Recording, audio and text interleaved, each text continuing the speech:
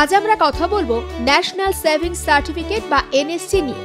এটি ভারত সরকারের একটি জনপ্রিয়, নিরাপদ এবং নির্দিষ্ট সুদে রিটার্ন দেয়া বিনিয়োগ প্রকল্প।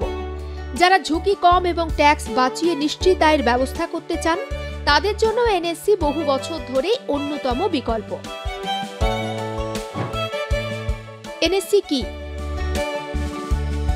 এনএসসি একটি government back fixed income scheme, যা দেশের পোস্ট অফিসের মাধ্যমে পরিচালিত হয়। এর মূল উদ্দেশ্য হল মানুষকে ছোট ও মধ্যম পর্যায়ের সঞ্চয়ের দিকে উৎসাহিত করা। এখানে বিনিয়োগ করলে রিটার্ন নিশ্চিত, ঝুঁকি কম এবং সঙ্গে ট্যাক্স সুবিধাও পাওয়া যায়। বর্তমান সুদ এবং মেয়াদ। 2025-26 অর্থ বছরের দ্বিতীয় ত্রৈমাসিকে এনএসসি সুদের হার 7.7%। সুদ একবার বছরে কম্পাউন্ড হয় এবং ম্যাচিওরিটির সময় একসঙ্গে পাওয়া যায়।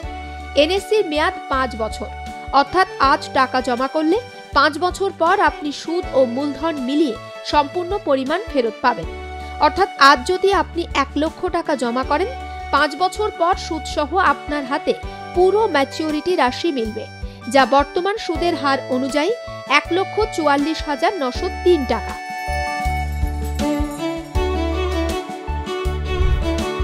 কত টাকা জমা করা যায়? এনএসসির ন্যূনতম বিনিয়োগ 1000 টাকা। তারপরে 100 টাকা যে কোনো গুণিতকে আপনি জমা দিতে পারবেন।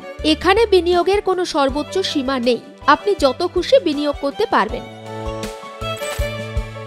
Minimum maximum investment. ন্যূনতম বিনিয়োগ 1000 টাকা এবং তারপর 100 টাকার গুণিতকে যে কেউ জমা করতে পারেন। কোনো সর্বোচ্চ সীমা নেই, আপনি যত খুশি বিনিয়োগ করতে পারবেন। কারা বিনিয়োগ করতে পারবেন?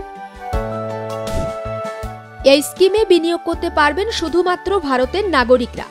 একমাত্র প্রাপ্তবয়স্ক নিজের নামে পলিসি করতে পারেন। আবার অভিভাবক নাবালকের পক্ষ থেকেও পলিসি খুলতে পারেন। 10 বছরের বেশি বয়সী নাবালক নিজেও অ্যাকাউন্ট করতে পারে। তবে এনআরআই, এইচইউএফ এবং ট্রাস্ট এই স্কিমে নতুন বিনিয়োগ করতে পারে না। পলিসি 3 ধরনের হতে পারে: সিঙ্গেল, জয়েন্ট এ এবং জয়েন্ট বি। জয়েন্ট এ তে সবার স্বাক্ষর লাগে, জয়েন্ট বি তে যে কোনো একজন তুলতে পারবেন বা তুলতে পারেন। এনএসসি কিভাবে খোলা যায়? এটি পোস্ট অফিসে এবং কিছু অনুমোদিত ব্যাংকে খোলা যায়। অফলাইন ও অনলাইন দুভাবে। অফলাইনে খুলতে ফর্ম সংগ্রহ করতে হবে, কেওয়াইসি জমা দিতে হবে, টাকা জমা করতে হবে এবং রিসিপ্ট গ্রহণ করতে হবে। অনলাইনে খুলতে হলে পোস্ট অফিস ইন্টারনেট ব্যাংকিংয়ে লগ ইন করে সার্ভিস রিকোয়েস্ট থেকে এনএসসি অ্যাকাউন্ট ওপেন সিলেক্ট করে বিনিয়োগ করা যায়।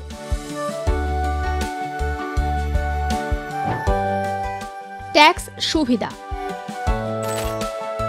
এনএসসির অন্যতম বড় সুবিধা হল সেকশন 80C অনুযায়ী বছরে 1,50,000 টাকা পর্যন্ত ট্যাক্স ছাড় পাওয়া যায়। প্রথম 4 বছরের সুদ স্বয়ংক্রিয়ভাবে পুনর্বিনিয়োগ হয় এবং সেই সুদও 80Cর মধ্যে ছাড়যোগ্য। তবে 5ম বছরের সুদ রি-ইনভেস্টমেন্ট হয় না, তাই সেটি ট্যাক্সেবল। ম্যাচিওরিটিতে টিডিএস কাটা হয় না, তবে আয়কর রিটার্নে সুদের ঘোষণা করতে হয়।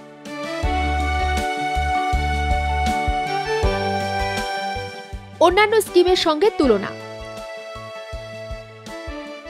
এনএসসি ঝুঁকি প্রায় নেই এবং রিটার্ন স্থির। পিপিএফ এর মতোই নিরাপদ এবং মেয়াদ কম, মাত্র 5 বছর। ইএলএসএস এর তুলনায় ঝুঁকি নেই, তবে রিটার্নও নির্দিষ্ট। যারা মার্কেটের ওঠানামা পছন্দ করেন না এবং ট্যাক্স বাঁচিয়ে স্থির আয় চান, তাদের জন্য এনএসসি একটি খুব ভালো বিকল্প। আগে টাকা তোলা হলে এনএসসি সাধারণত ম্যাচিওরিটির আগে ভাঙা যায় না, তবে কিছু ক্ষেত্রে সম্ভব। বিনিয়োগকারীর মৃত্যু, আদালতের আদেশ বা ঋণে জামানত বাজেয়াপ্ত হলে। 1 বছরের মধ্যে ভাঙলে কোনো সুদ পাওয়া যায় না। 1 থেকে 3 বছরের মধ্যে কেউ টাকা তুললে পোস্ট অফিস সেভিংস অ্যাকাউন্টের হারে সুদ পাওয়া যায়।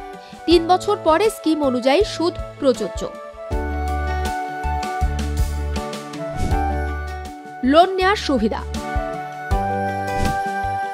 এনএসসি অনেক ব্যাংক এবং এনবিএফসির কাছে ঋণের জামানত হিসাবে গ্রহণযোগ্য। এর জন্য পোস্ট অফিস থেকে ট্রান্সফার স্ট্যাম্প নিতে হয়।